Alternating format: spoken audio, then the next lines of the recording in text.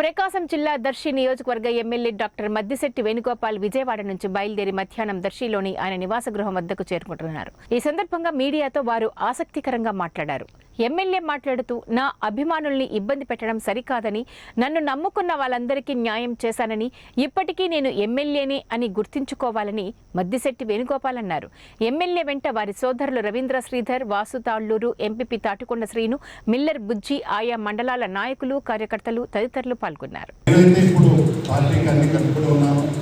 నాకు కూడా న్యాయం జరగాలని చెప్పి కూడా మీరందరూ రోజు ఫోన్లు చేసి ఏంటి సార్ అన్నా కూడా నేను ఏమి పరిస్థితి చెప్పలేని పరిస్థితిలో ఉన్నా కాబట్టి ఒక 15 రోజులు రాలేకపోయాను కూడా. తొందరలో మరి మంచి నిర్ణయం మీద తీసుకుంటారని చెప్పి పార్టీ పెద్దలు కూడా ఆశిస్తూ, అదేవిధంగా ఈ 5 ఏళ్లలో నాకు అవకాశం ఇచ్చినప్పుడు ప్రతి ఊళ్ళో సర్పంచులు కానీ ఎంతమందిని సర్పంచులు చేశాను, ఎంపీటీసీలు చేశాను, ఎంపీపీలు చేశాను. జీవితంలో వాళ్ళు ఊహించలేరు నాకు ఈ పదవి వస్తుందా అని. అది నేను చేయగలని చెప్పి నేను గట్టిగా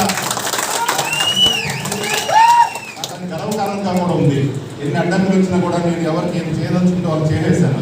అది కూడా నేను ఎక్కడ కూడా ఒక కులాన్ని చూడకుండా, ఒక మతాన్ని చూడకుండా ప్రతి ఒక్కరికి న్యాయం జరగాలని చెప్పి 5